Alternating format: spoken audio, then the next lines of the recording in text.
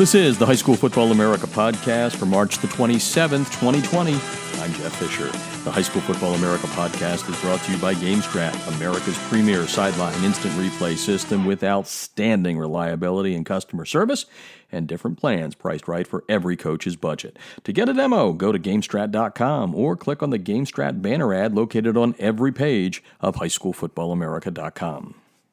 All right, we're heading to Lowell, Michigan, a place that I've come to love over the last decade when I learned about the Pink Arrow Pride game and the Lowell Red Arrows who turn pink each and every year, and the man behind that idea and the Hall of Fame coach from the state of Michigan, Noel Dean, is on the line here. I'm going to bring him in a second, but I want to kind of set this up because unlike most of our podcasts, which are very football-centric, as it should be when it comes to High School Football America, got an interesting story here to tell with Coach Dean about after he retired, he went into the family business. He and his family own an American-based, American manufacturing athletic sportswear company called Addix. You can find them out at addixgear.com. They're also on our website and doing some really wonderful stuff that not only was business-related, but also had a real give-back component to it with cause games, which obviously dovetailed right out of the Pink Arrow Pride game in Michigan. And I don't have to tell you that small businesses around the country, including High School Football America, is, they're being impacted dramatically by what's going on with COVID-19, the coronavirus. And I saw the other day that on their Twitter account, Addix put out that they are switching things up because there's a downturn there, and there's some people that are in jeopardy of losing their jobs and trying to be creative, adaptable, just like a football team is, right? You fall behind a couple of touchdowns, you may have to change things up. And Coach Dean and his brothers and the family said, hey, let's make some masks out there. We know there's a shortage of that. So we're gonna talk a lot about a lot of things here today with Coach Dean, from small business to football. It all comes together at some point, and I just love this guy. He's one of the best out there. Welcome to the show, Coach. Thanks, Jeff. Appreciate having you. How's Trish doing? Good? She is doing absolutely well. We're hunkered down here. Now that I'm in here, she has no excuse when she says, Jeff, do you really have to do another podcast today? And I'm like, well, what else am I going to do? So it's drive her crazy if you don't, right? Well, exactly. But we're having a lot of fun with this. And like I said, there's an interesting story behind this. And, let's just kind of start with the top. We all know as small businesses, it's not easy to begin with, but COVID-19 is that's a real, that's a 15-yard penalty at the least, maybe a double with a couple of ejections, right? So tell me a little bit about the old offensive pass interference one where it was lost down at 15 yards. There you go. Those hurt. They do. And let's talk a little bit about that. I've been such a fan of what you guys have been able to do with your product, American Made, which is very important. You have your Great American Giveaway with that. But what are you guys going through at this point in time with what's going on in America, where it's hard to keep operating? Well, yeah. So we just kind of shut down the winter sport playoff seasons, and it was delayed the spring season. Now it's canceling the spring season, and there's not a lot of teachers and athletic directors and coaches in classrooms, and so our team sales was starting to hurt a little bit, and we pivoted because we sew and print and do all that in-house. We started making, masks for people that are, designed to help people in first line of defense. So, they're not, 100% certified, but they are first, we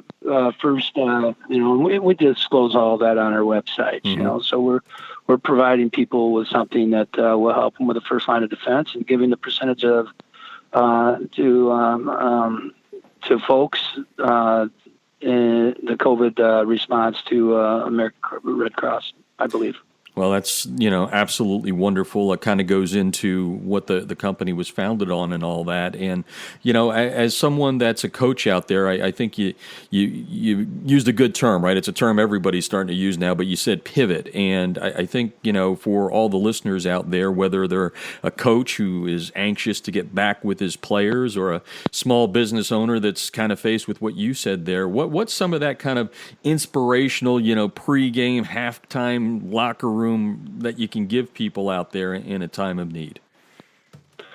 Well, and really, it's tough. I've got 4 children that are all going through different levels of, pivoting themselves. And, but here's the deal. At the end of the day, we can only control our response to the situation, and what's going on here. There's not much control that we have over what's coming at us, just how we're going to respond to it and what the takeaways will be from it, from our day-to-day operations. So, in our house, my oldest son is in private equity now, and so I put him in charge of my youngest son, and so he wakes him up every day. They call and go through their workouts, and every day he is taking a ACT prep class and all of that stuff because he's got downtime to keep him focused. And then my other two children are, they're zooming in on their college courses, and so they're busy every day doing that. And so we have, we're just staying busy, and we're taking care of what we can do, building on what we have in our house, and and that's what we're doing.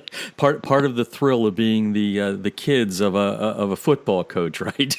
you got. Well, we've all learned a little something from the process of coaching, and that's why I got into the business to begin with. I wanted to be close to my children and have real life experiences that we could all live together, and it's very enjoyable. Yeah, I have no doubt, knowing you as well as I do. Noel Dean on the line, former head coach at Lowell High School in Michigan, outside of Grand Rapids, and just so many things we're going to kind of cover here in the next several minutes. And, one of the things to just kind of continue on that line there, and he would never tell you this, but I will, because I've gotten to know him so well. You pride yourself on making sure that, aside from the fact that you won a lot of games, 3 state championships in Michigan, 219 and 41 record and all that, it's about raising kids the right way. And you've got a couple of kids that have gone on to Harvard and all that. As a parent, what are some of the things other parents listening in could maybe glean from some of the things you did? I'm not saying that you're Father of the Year, 365, 24/7. We all have our little hiccups, but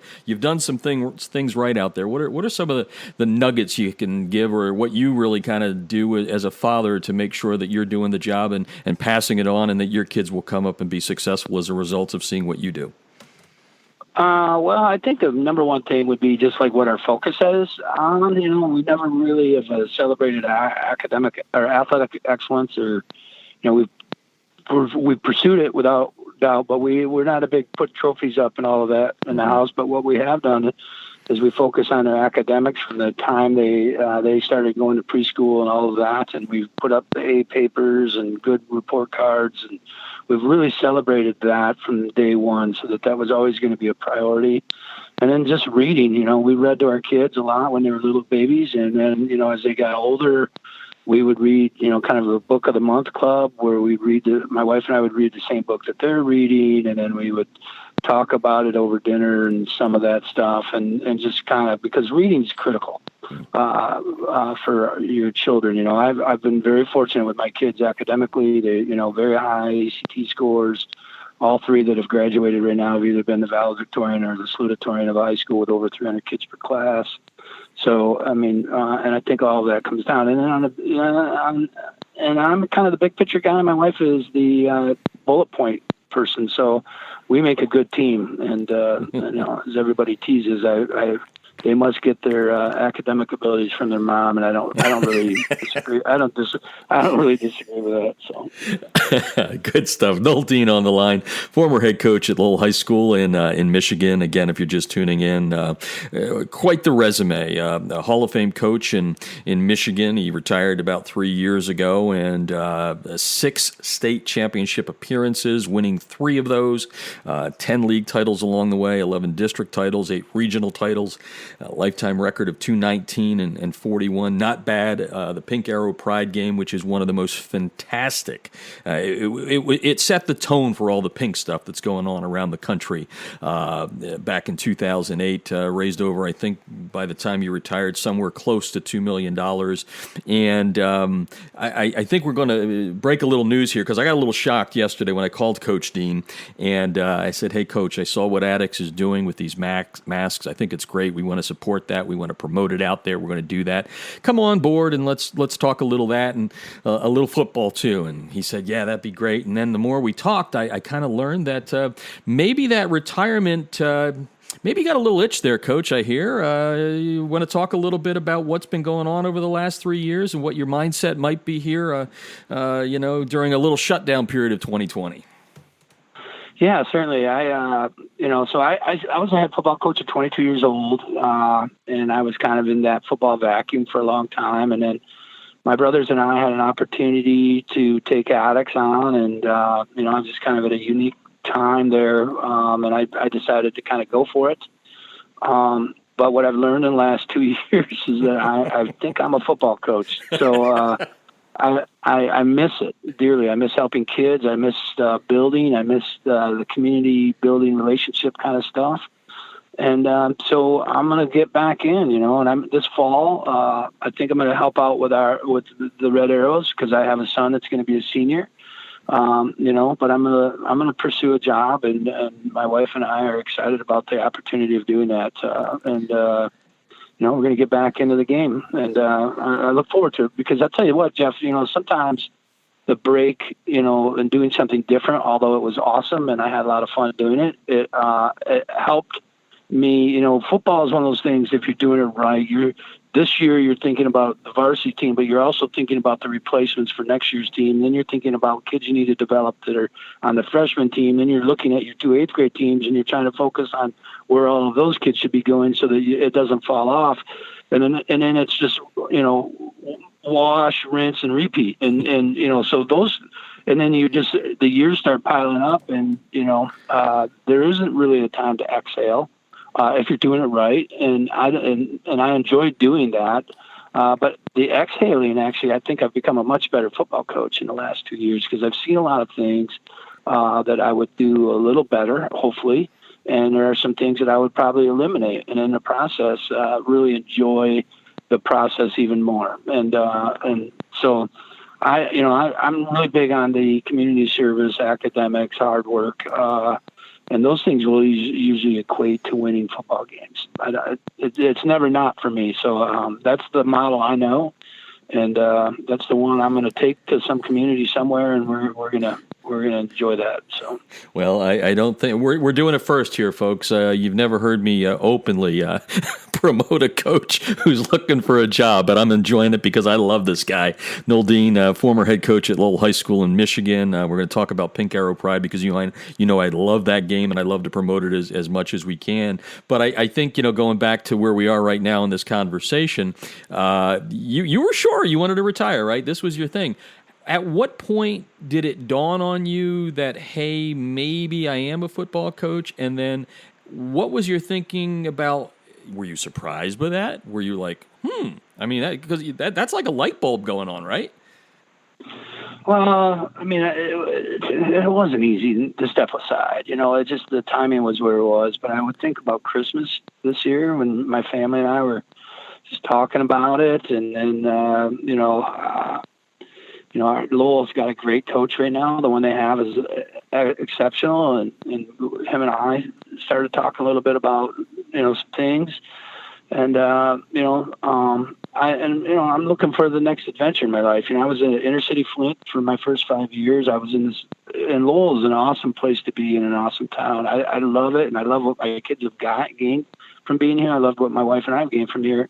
But I'm ready for the next chapter, and I'm still in a position where I got probably a good 25 years of coaching left in me. So I'm excited about it. I'm getting ready to graduate from college, kind of in my mindset. I'm looking forward to, because who knows where this is going to take me, and I'm okay with that. I'm ready for the next step and the jump into the what we do next as a family. And really, that family will be, my wife and I, we'll be kind of empty nesters with a couple college kids left, and we're looking forward to it. Folks, if you're out there listening, if you're a school administrator and you're looking for one of the best coaches in the country, he's available now all of a sudden. So feel free to contact him. But, Coach, one of the things that, certainly has built our relationship is when Trish and I were living in Chicago, and, I came across this little thing known as Pink Arrow Pride. And I remember you first saying to me, like, well, how the heck did you find us? But when I found out what you and your community, the program, school administrators, because it's a team effort, right? But it comes out of your idea. And folks, I don't know how to describe this better than just saying it is a sea of pink. It is a community that comes together. It is built around this. It's grown. They raise money, and it's all about cancer awareness. And the money stays in the community, which is the thing that impressed me the most, Coach. But, I certainly don't have anything more to say other than it is the best thing in the country. I'd love for you to describe it to the listeners around the country on, what you guys did, because at the end of the day, now that you've got your resume out there, some school down the road is going to have one heck of a guy that can win football games and bring the community together. Well, I appreciate you saying that. Pink Hero Pride in its infancy was built on teaching boys to do something selfless and honoring women. We talk a lot about honoring women. Way before the Me Too movement started. I happen to have a mom and a sister and a daughter and a wife, and all those things are relevant, right? When you're teaching young teenage boys how to. So we were going to have a Pink Arrow game, and our track coach, Kathy Tallis, at the time, was battling cancer when we started talking about it. She's since passed on. So we wanted to set up a scholarship for the female track athlete of the year, and then did something for our team doctor for research that we were going to give a medical scholarship, a stipend to kids going to medical school from Lowell, because we have such excellent academics, and we wanted people to know that. And then we were going to do a little family assistance, helping families who were going underneath chemo to maybe buy them a gas card or two, within the community. And we were trying to make $15,000. Accidentally made $95,000, and we said, "Whoa, we got something here." So we were the original pink jersey.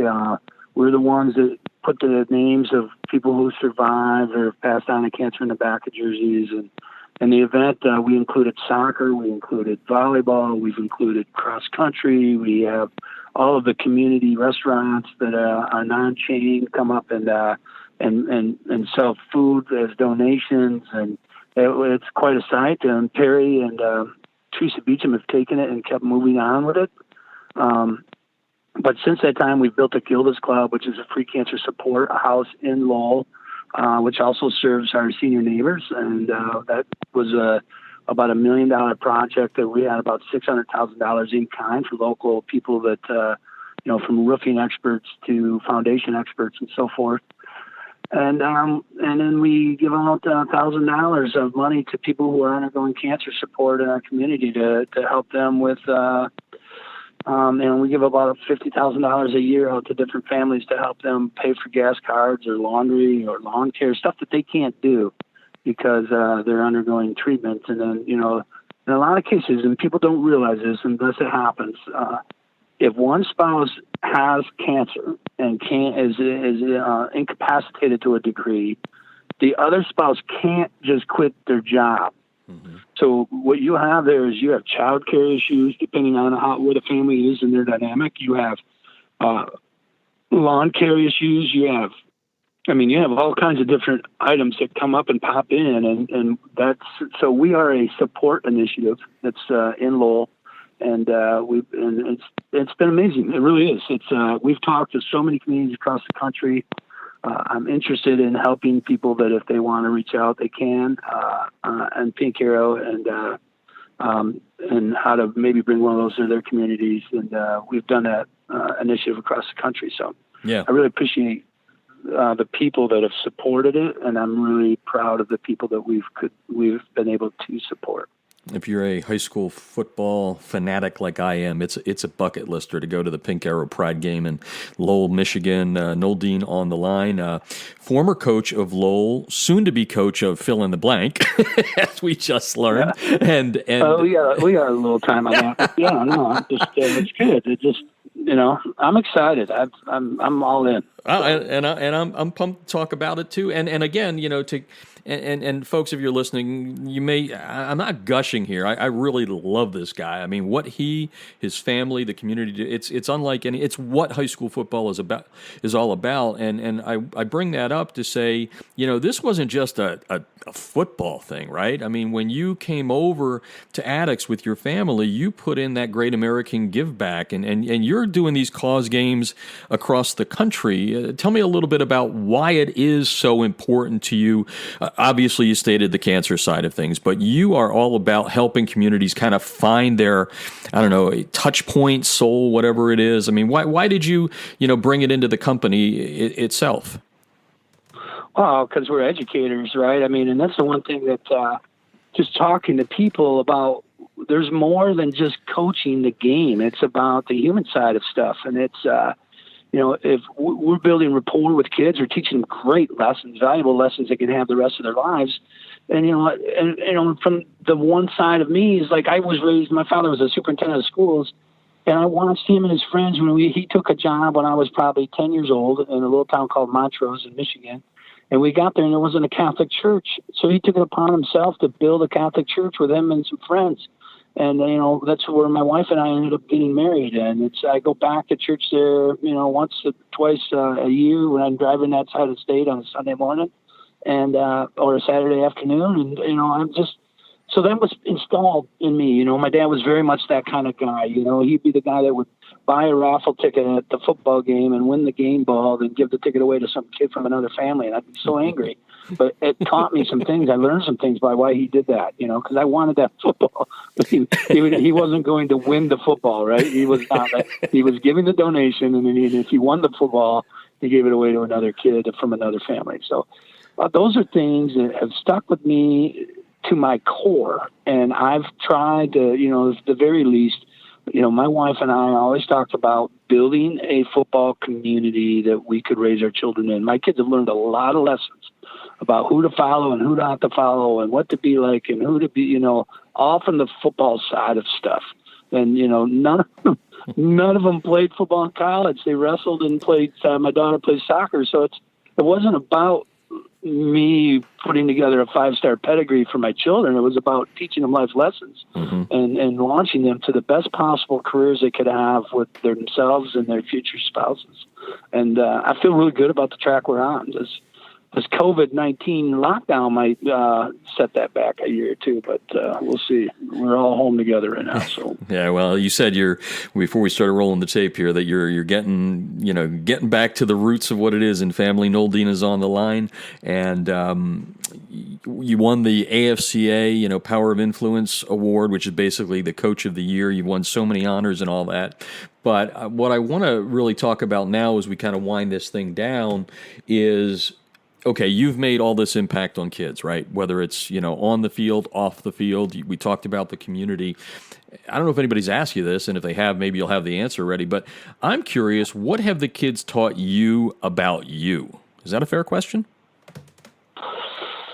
Yeah, it's a really good question. So I ask that question a lot when I do coaches clinics in a different way.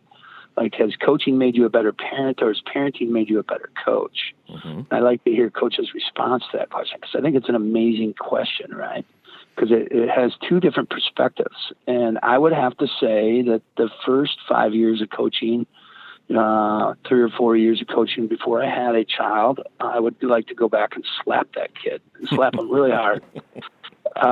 Because, I didn't know the love of a parent, right, and their child, right? So those things over the years have made me a much better coach because I had a lot more understanding, a lot more empathy.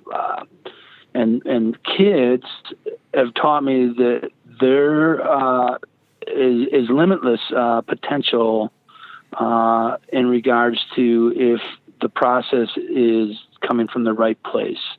I've always said that our kids have won a lot of football games at Lowell because they understood their purpose and they understood their why. And when you have purpose and why, and then if you could rub a little talent in there on top of that, that could be amazing. And I think kids have taught me, towards the middle of my career to the back end of it, as I matured and my little kids were becoming ball boys and so forth for our program. I learned so much, in the last 10 to 15 years from the kids, and I think I could ever teach them. I learned more from than I gave to. So, and I'm forever indebted. And I've met a lot of great people because of being a head football coach. I mean, it's amazing the people I've got to meet over the years because of the luxury of being a head coach, being a being in that position. So it's a privilege, I guess. Yeah. Noel Dean is on the line from Lowell, Michigan, outside of Grand Rapids, talking a little bit about the family business being impacted by COVID-19. The fact that, football is more than X's and O's and W's and L's and all that with the Pink Arrow Pride game there, which is an incredible event. And as I wind it down here, you're a Michigan Hall of Fame football coach. Won all these state titles, 3 of them, 3 in 6 appearances. We've now become a resume service here on this podcast, but I'm just curious. What does you said you don't know what the future holds, but do you leave Michigan that you love? I mean, is this an open call around the country? Have you even thought about that yet? I know this is brand new to you. We just kind of started talking about it yesterday off the record, but what is it on the record that you're looking to do? I'm open to, Jeff. I have the, I'm really open, to be very honest with you, so,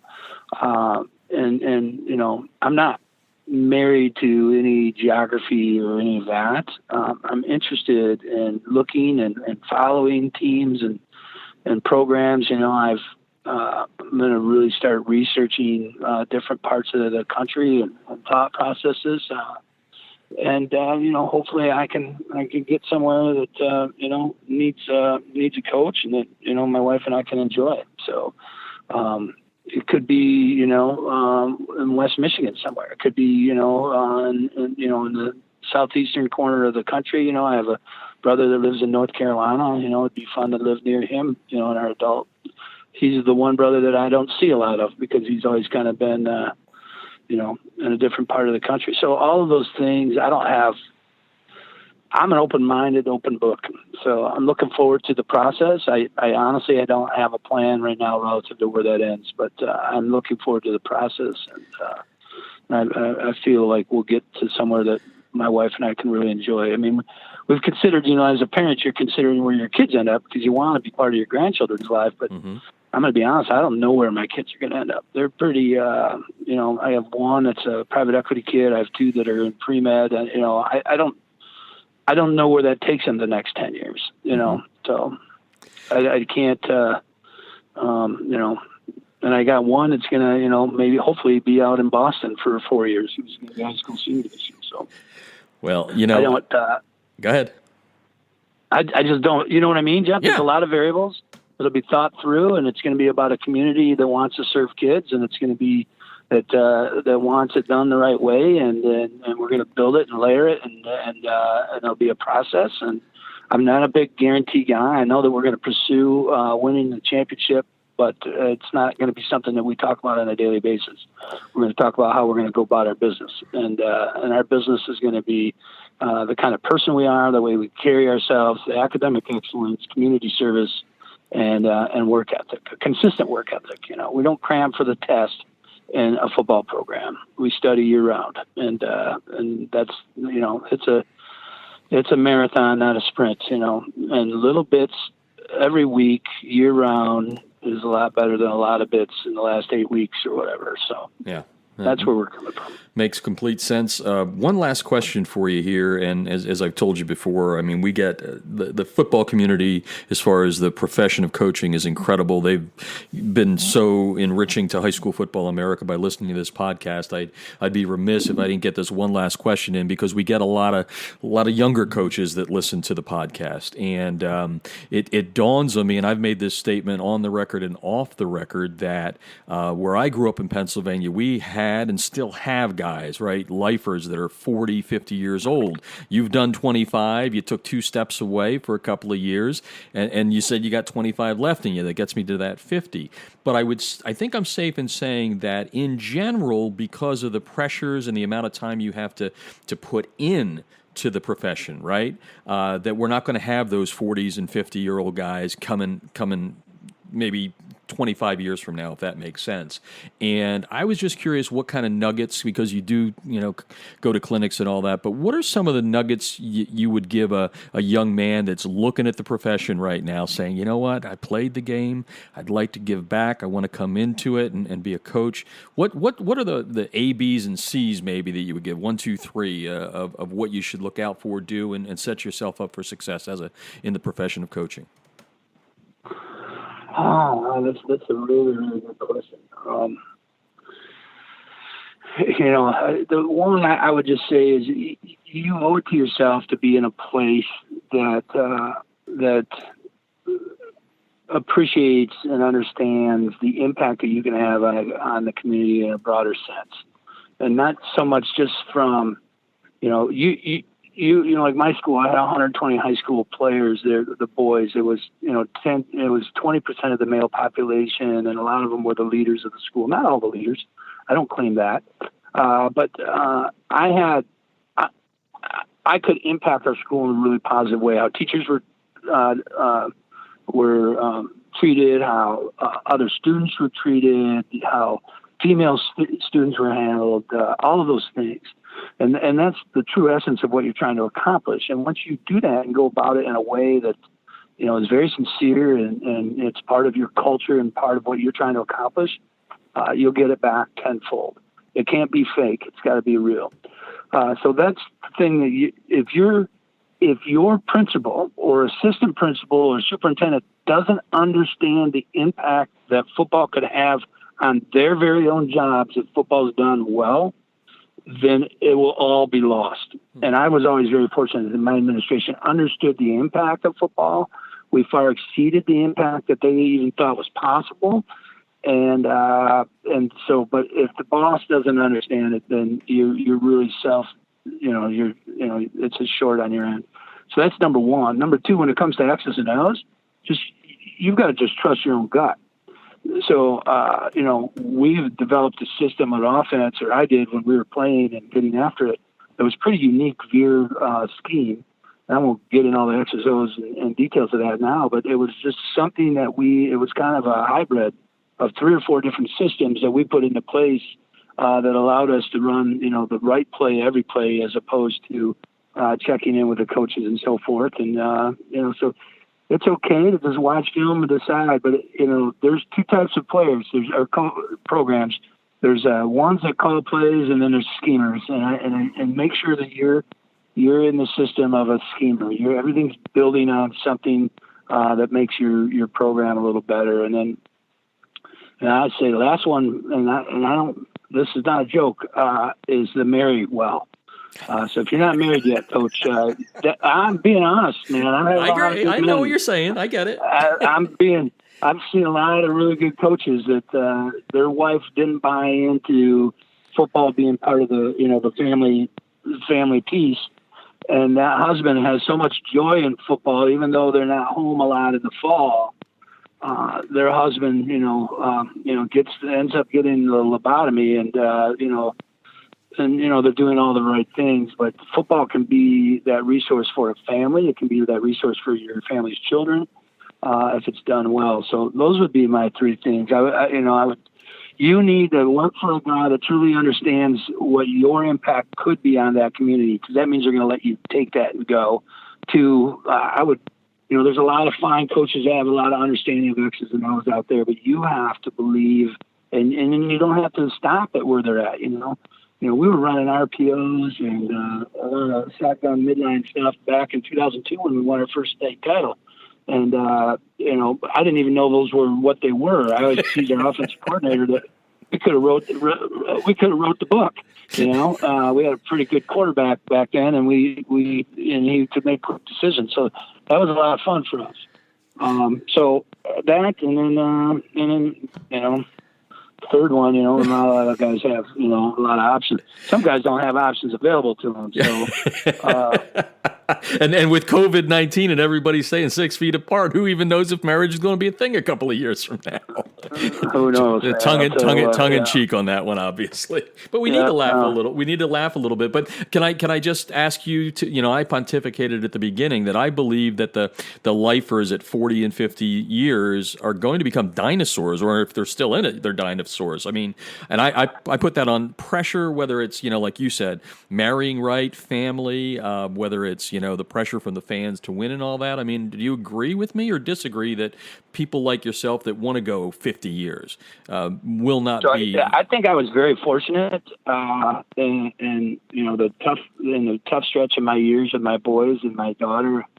my brother was a wrestling coach here in the same community, and so it helped bring us through that. It did get tough towards the end because it was just, it was that vacuum I was talking to you about earlier. Yeah. And so I think that if you can get through that, you could see a lot of guys make it 50 years. I think it needs to, I'm looking forward to it because it's just a way of life I want to get back to. Yeah. I enjoyed it. So, if you can get to the point where you're enjoying it, I do agree. There's a lot of, there's a ton of social media and understanding, and people have a lot of opinions. It makes it really rough. You can see just how things have been done with our government and so forth. And I'm not saying good or bad. It just makes it a lot different. Everybody's bringing information in through like drinking through a fire hose, and it does make things tough. But I'm pretty sure that if you stay the course, maybe it'd be, again, Jeff, I wasn't an assistant coach at 22, 23, 24, 25, 26. So I never eased into this process. Right. I was a head football coach 2 months before I graduated from college. And, and I've been trying to prove myself ever since, so, and I was at this school when I was 27 years old. That's just nuts. When I look back on, why they would ever hire me and so forth, So I just, so. Yeah, no, yeah, we could go on and on. I just, I've said it a couple of times. I just appreciate your friendship so much. I've seen something that I consider myself from the inside, something that I'm lucky in. And, to your point, I'm doing this High School Football America, small business type of thing, because I love it. This is why God put me on this green earth. And I guess that's how we kind of came together. We got a lot of passion there. And I just wish you nothing but success with Addicts, and anything we can do for you, we're here to do. We're going to promote this out as much as we can. Small business is the backbone of America. And as far as your job search, some lucky person out there, some lucky school district is going to get a real fine person, not just a great football coach, but a fine person. So thank you for joining us. And again, be safe, be healthy, and enjoy the family, and we'll talk to you down the road. Hey, thanks, Jeff. And I got to say, just what you're doing by providing people, I'm going crazy in my house right now, and it's nice to have all the different podcasts and information. Chris Fuller, I listen and read a lot of his stuff, and then and some of those other guys that. It's just nice that you guys are all doing this, because we all do still need the football release. And so I appreciate, Jeff, everything you and Trish do, and thanks for reaching out. Okay? Thank you. And don't forget to join us on Twitter, where we continue to have fun all week long, getting the great high school football community involved, sharing things such as their favorite field, their favorite helmet, show off your uniforms. It's been a fun week with over 500,000 impressions as we brought everybody together just for a few seconds to take their mind off the news of the day. We want everybody to stay safe and stay healthy out there, and that's why we're here every day bringing you the High School Football America podcast, and it is brought to you by GameStrat, America's premier sideline instant replay system with outstanding reliability and customer service and different plans priced right for every coach's budget. To get a demo, go to GameStrat.com or click on the GameStrat banner ad located on every page of HighSchoolFootballAmerica.com. You've been listening to the High School Football America podcast, and I'm Jeff Fisher.